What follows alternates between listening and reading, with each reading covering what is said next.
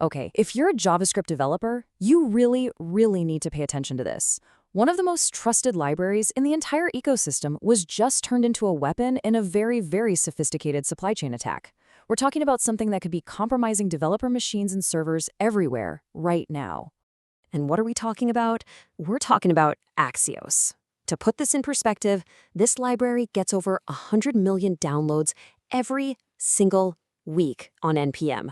That is the insane scale we're dealing with here. It's a fundamental piece of the puzzle for just countless projects, from tiny side gigs to massive enterprise applications.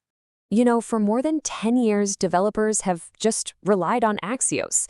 It makes sending HTTP requests simple. It's a known quantity, it's stable, and it's been completely trusted.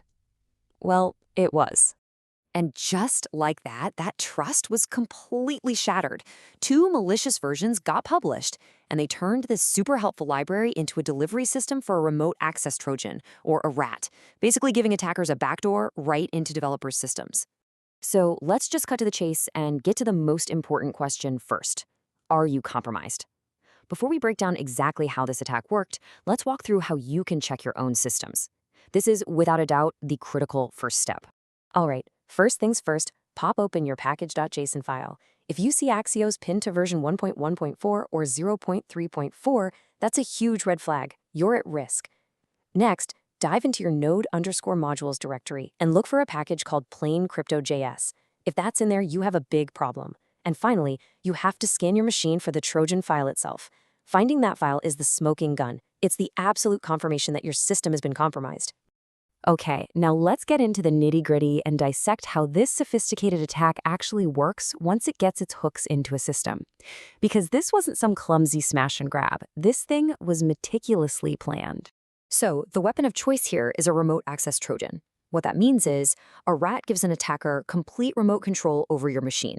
They can do anything you can do. They can read your files, they can steal your credentials, your AWS keys, your OpenAI keys, everything. It is the absolute worst-case scenario for a breach. So here's how the trap springs. When you run npm install, this malicious little setup.js script just executes automatically. First, it figures out if you're on a Mac, Windows, or Linux. Then it phones home to a command and control server to grab a payload specifically tailored for your machine. After running that payload, it does something truly insidious. It cleans up after itself. It deletes key files and removes the post-install script, making sure that standard tools like npm audit find absolutely nothing wrong. It's a ghost. So how in the world did this weapon get delivered to over 100 million potential targets a week? Well, here's the scariest part of all.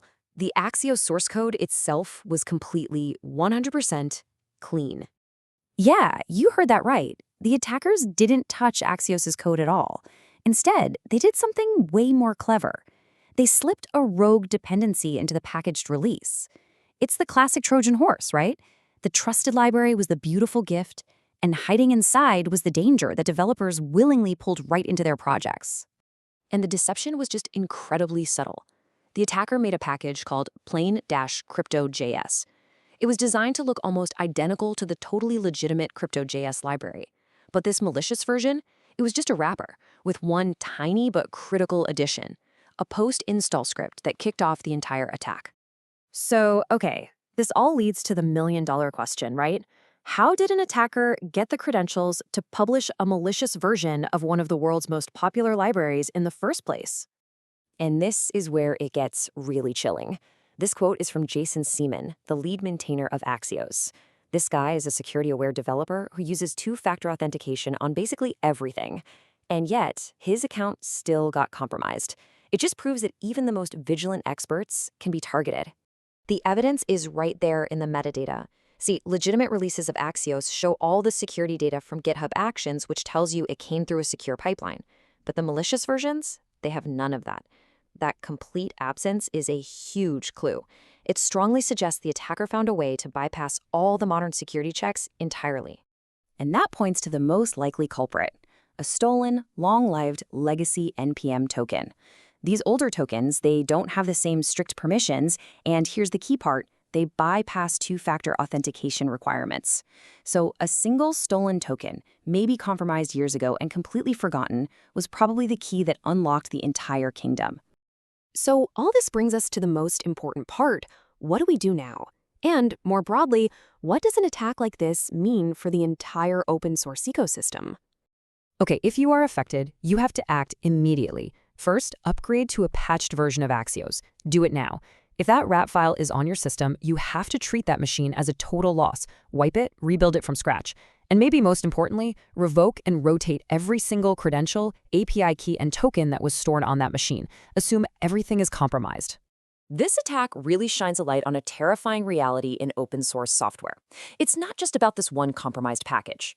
It's about the potential for a chain reaction, what you could almost call a nuclear fission effect. Just think about it for a second.